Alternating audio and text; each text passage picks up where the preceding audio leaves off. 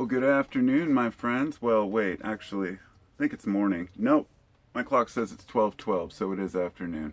Hope y'all are doing well. Today is September 1st, 2020, and it's been a crazy year, folks, hasn't it? It's gone by so damn fast, and there's so much to talk about. I guess my question I'd start off with is, why do I make videos at all? Why do I even want to talk online? I get a variety of questions, over the years pertaining to, why do you bother? Do you just want to be seen, or is it to feed your ego? Honestly, I've questioned myself on that over the years. It's been 10 years now. And I've asked myself, why do I continue to make YouTube videos? And I still just, come up with these ideas that I want to share, and I do. Regardless of, the praise people think I do it for, that's absolutely not the reason. In fact, it's uncomfortable sometimes when people do believe the things that I say as if, oh, I trust you. And I always tell people, hey, man, don't trust me. Do your own research. Be critical in life. And, and then there's the other people that just hate me and always want to find something negative to say. And that's fine. They're out there. For all the haters, sorry that you hate me. Sorry you don't like me, whatever. That's just your problem, not mine. So today, it's kind of interesting. Well, I just got back from a trip yesterday with my fam. And as I mentioned before, I planned on taking like a month off this year. We planned it from last year. COVID screwed all that up. But at the same time, it actually made it easier because my wife had time off from work. So we didn't get our full month, so we came back, got a few things done, and left again, and just got back yesterday from a week at the coast because we hadn't made our full trip. And I did a lot of thinking on that trip. Usually when we do, travels, I end up making a lot of YouTube videos. I'm excited to go into the woods and make YouTube videos talking about nature. And I found that I've lost that over the last few years, that I'm less interested in sharing mundane or less, I guess, a specific mushroom or an idea. It seems like there's just no payoff. You want to share an idea, only a few people are even interested in that. It's hard to, I guess, share informative videos unless you have a specific channel that's dedicated to that, because not a lot of people will find that. People will expect me to talk about life, which I am, and I'm going to get into that now. So I've spent 3 minutes just kind of as the preamble. But it was a nice trip, and while I was up there, it was pretty crazy. I posted some pictures of these chicken in the woods mushrooms we found. Just like, it must have been 100 pounds total between the two huge trees that I found. And I was like, damn, I got home and I thought, maybe I could go out and harvest those and sell them to a mushroom buyer, And I woke up this morning and thought, oh, there's no mushroom buyers because there's no restaurants open. That's slowly changing, of course, but everything's different now. How we live our lives is consistently changing, but right now people are changing quickly. Today is the first day of school for my kids, but it's remote learning in Washington State. So we had to get home from our trip yesterday, grab their, computers that are from the district that we borrowed, and then sign them in, figure out what homework was what. Kids are on there trying different grades, 2nd grade and 6th grade, trying to figure out which classes are what and how to do it. It's just a pain in the butt, and at the same time, the parents have to navigate it with the kids.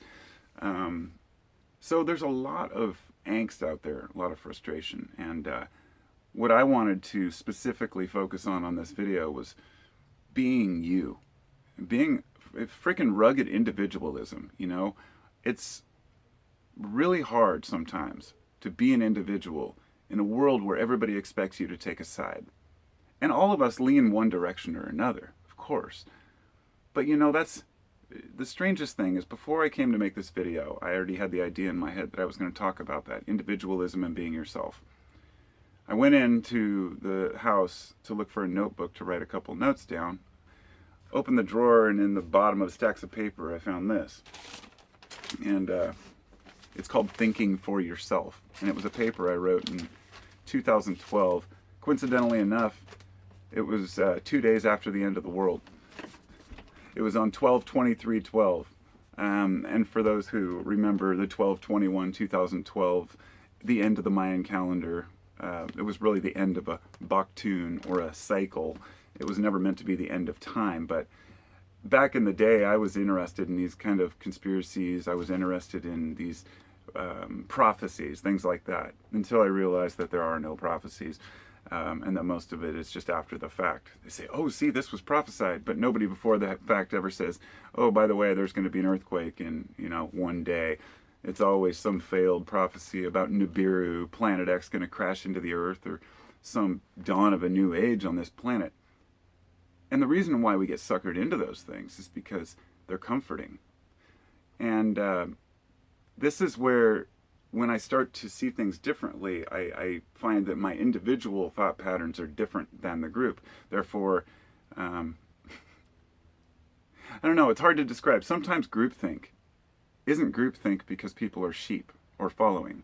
Groupthink is sometimes a lot of human beings sharing the same ideals or ideas about what life is, or what any number of things people agree on. It's not always just because it's mainstream. It's kind of like being kind to one another. We don't agree on that just because everybody tells us to. We just know that if we're jerks all the time, then everybody's going to be a jerk back to us, and we're going to lead a miserable life. And we know there's a lot of people out there who are complete asswipes all the time. I mean, there are some people, for example, that comment on my channel, and every single comment they've ever left is negative for years and years and years. And then once in a while, maybe they'll have a good day where they'll say something nice. But I sometimes feel for people who live that life where it's like, if I don't like somebody, or I don't like what somebody has to say, I'll say my piece and walk away. But I'm not going to obsess and continue to watch and, comment on their videos. It's just like, what's the point? If I went and rebelled against every different idea that I disagreed with, I'd be miserable. And I guess that's the point, is to pick your battles. And when it comes to being an individual, sometimes we opt out of the battles.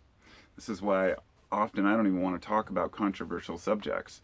It's not because I'm afraid of the backlash. It's because I don't see any solutions or points getting across. If I even people still quote me on something I might have said months ago or years ago that may have been even taken out of context, or maybe I was frustrated at the moment, because we're all just human beings, right? When you've got a guy who over 10 years has made 4,000 videos on YouTube, of course I'm going to say something that maybe I didn't really mean if I was angry. But usually I say what I mean. What I've found is it's getting harder for people to have civil discussions out there. And so a lot of people walk away from them. And what it does is it leaves the loudest voices at the extremes. So, for example, in politics, you have the extreme left and right, which are battling it out, and a lot of people cringing in the middle, that may lean one direction or another, but aren't necessarily satisfied with the way things are going on any front. I guess what I'm saying is most of us have issues with the way society is run. And it's that same 1% which I mentioned in this paper I wrote, and I'm going to read it now because I think it would be a good reflection into the past of how I felt. And even though it was written so this was 8 years ago. My YouTube channel was only about a year I'd been really using it, and I never read it, so I figure I might as well. And maybe I'll just let it do the speaking for me here. It's called Thinking for Yourself. Who tells you how to be you? You? Are you sure? My deepest, most passionate research into who I am has led me to discover some things I'd never considered. There's a lot of negativity in the news, and if left unchecked, it can affect our perception of the world. YouTube channels dedicated solely to the injustice of society are abundant. There's no reporting on the good deeds or family events. This is about Noah, Illuminati, Nibiru, and so on. It's dated back to what I was, reading about back then. These people have thousands of followers of their fear porn. They get so wrapped up in their paranoia, they forget to live and separate themselves from the rest they call the sheep. This is the word to define anyone who does not share the exact same view as the fanatics. The fact is, the shit really is happening. It's not conspiracy, but that does not mean being aware and being obsessed are one and the same. We flock to like-minded people. In psychology, you may call them an echo chamber. People reinforce one another's beliefs and keep the circle closed for comfort. Time to rethink that idea, folks. I am no stranger to arguing on YouTube. It's hard enough to get your point across with your voice. Typing it in a paragraph and coming across as you intend is, well, difficult. For example, an atheist was telling me that I should try and see his point of view, as the world is still wondrous without religion. I had never considered seeing from a point of view of that. For lack of better words, is a lack of a point of view. It made no sense. I am not religious anyway, but he made the assumption because I considered myself not in a group and not an atheist. You see where this is going. He believed so strongly in not believing, it became like a religion. A belief in not believing, if you will. He gave himself a label. Why do we need labels? To identify with those who reinforce our beliefs. To be part of a team or a group. It's human nature. When we detach from these groups and begin thinking for ourselves, we truly begin to learn. Do you believe everything you were taught in school by scholars? Then why would you believe in one guy's paranoid ranting about losing our gun rights every week on YouTube? Because it gives us purpose. That's why. Something to stand for, to fight for. Our communities need us, and we could turn that energy into positive change, rather than useless anger and blame. We feel lost, confused, overwhelmed by everything that we face each day. Scapegoats are everywhere. When we are broke, it is the corporate world's fault.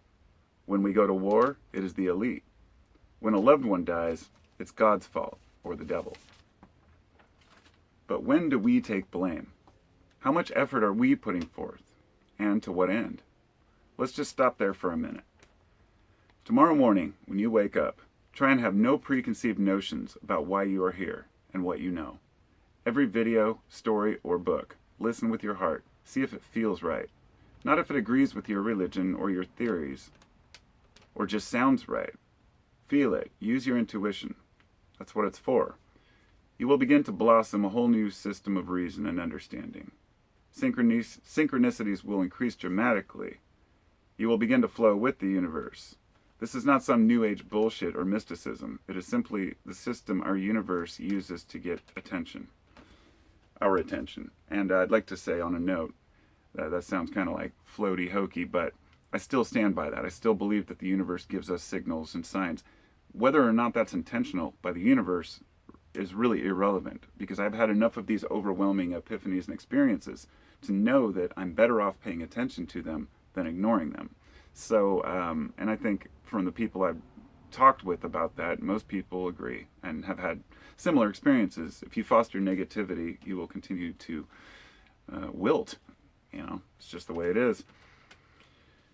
Life is not meant to be difficult. Our material wants make it seem that way, though.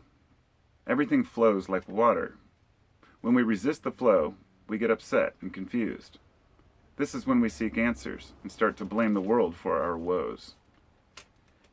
I'd say 99% of the people out there are good and honest.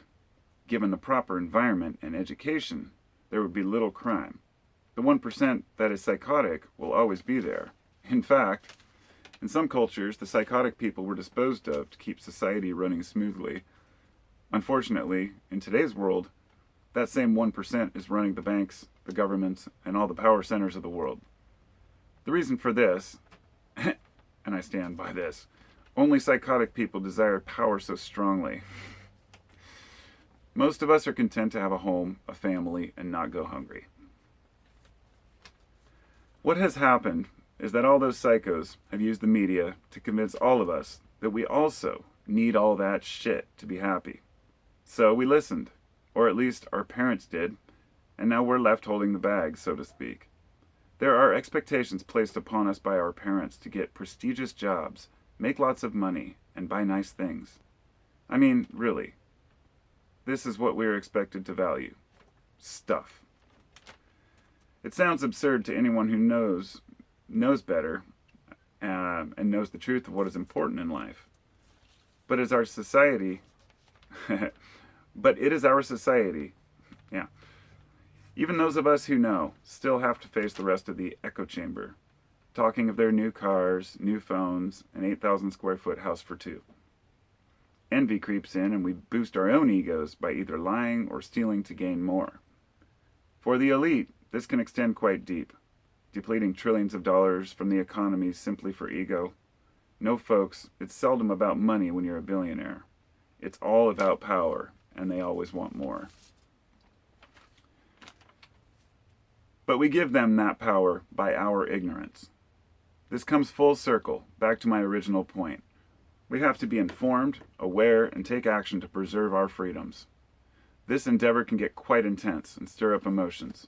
Then, eventually, anger and spite creep in. There we have it. A portion of the public so angry with the ignorant ones that they separate themselves from the so-called sheeple and shut out the very people that they intend to awaken to their truth. This will never work. And you know what? That's exactly how they want it. Division on every level, and it's working. We're not fools. Maybe foolish, but not fools, and it's never too late to change your mind about things you thought were true. Remember, some things are the way they are because they work. Some are failed attempts, but we're only human, whatever that means. So, thanks for listening. I hope you enjoyed it. I kind of cringe when I read my old stuff because I realize that over the years I've actually developed, rather than an ego complex from, say, YouTube, I've actually the reverse. As I've gotten older, my ego has I pushed myself down a little bit and said, whoa, I've met a lot of highly intelligent folks who do some amazing writing, and I kind of cringe at my own things that I write. And I like that. I think it's important. It's a moderation of how we feel about ourselves. It's balancing our self-esteem with not becoming so egotistical that we think we have all the best ideas. I'll tell you right now, I don't think I have the best ideas. I don't even really understand the full depth and breadth of the history of politics, of religions. I've studied as much as I possibly can about this world to understand other people. I don't spend a lot of time researching things that don't interest, I should say that don't interest me, of course, but things that are, let's just say, less important to the furthering of our species. But at a point, I stepped back and said, how do I know that this is even helping? If you'd asked me 5 years ago, I would have told you I'm a liberal. I was never a Democrat, but I was definitely not a Republican, if you want to go political. But over the years, I've seen the corruption is so bad on all sides that there's really nowhere to run. And I feel the same way about religions, which have forced people into these categories instead of just accepting one another and saying, maybe there's something bigger, we don't understand it. And this has happened in science, where scientists are either completely ridiculed or worshipped on a pedestal. And if you want to look at things critically, everything is too sensitive. We live in the cancel culture where if you say the wrong thing and you're misinterpreted, all of a sudden, you're thrown under the bus by the whole world. And what have we gained? I guess that's the question I'm asking here. What have we really gained as a species over, say, the past 10 years, 15 years with the internet, with the advent of technology? Well, we can get together faster, we can share our thoughts faster, we can publish a book by ourselves, write our own music and share it with the world without having to pay some record executive. It's allowed everyone to speak their mind. But at the same time, it's allowed a lot of crap to seep through the surface. And it's usually just about money, ad revenue, whatever it might be. But there's so much propaganda out there, it's difficult to wade through it and know what's true. And that's why being an individual is so important right now. It always was important, but especially right now. And you're going to get hate if you don't agree with the group. Take it. You'll be happier with yourself if you do. And I'm not telling you how to live your life, obviously, but I think these are basic principles most people understand and learn if they don't understand. And so to come full circle here, maybe that's why I make YouTube videos. Because when I asked myself, the only thing I could come up with was, that I like sharing because there are a few people out there who need to hear a specific message. It might be a 1 second or a 20-second clip out of a 20-minute video where I say just something that helps somebody, where I've had people come back years later and say, oh yeah, I tried this or I tried that. It's not about my ego. It's about helping each other. Because the more people that we help as individuals to figure out themselves and their lives as best we can, right? Then each one of those people will live a happier life to share that with others. And that's what we're missing right now. We're not passing on hope for the next generation. We feel like it's lost because the people are ignored. We have no voices. And that's why people scream louder on the internet, maybe. Because they're not heard anywhere else. I don't know. I appreciate all of you. I appreciate your thoughts. My computer took a crap. It doesn't work, so I can't get to my Patreon page to upload for my patrons. Sorry about that, but I will get to that eventually, and hopefully get back on track with the Carpus Botanicals thing and all these things. I need to get my normalcy back on track and life back on track because it's been chaos for all of us. And I still have gratitude, extreme gratitude, that I even have the ability to do the things that I do. For example, yeah, the kids are out of school, they're stuck at home with us, but I'm with my family, right? At least I get to teach my kids. At least my kids aren't struggling to have to get free school meals, and we're not living on the street, you know. Gratitude is an important part of life, and I think that that's how we get to the point where we start groveling and complaining, is when we're not having full gratitude for what we really have. So, peace out. Thanks for listening. I'll talk to y'all next time. Be well.